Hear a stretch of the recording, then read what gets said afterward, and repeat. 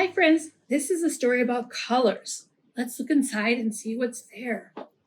Here is the color yellow, a lemon and a slick raincoat, bananas, and two ducks that float. Here's the color orange.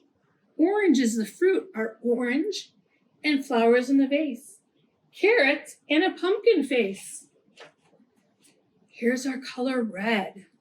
A red crayon, a fire truck, cherries, and apples, strawberries, and a ladybug.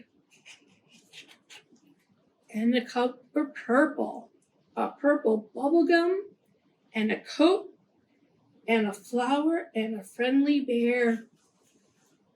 Here's the color blue. There's blueberries, blue bathing suits, blue jeans, and new rain boots. And the color green. Green beans and peas and socks and lettuce and little celery slices and a turtle.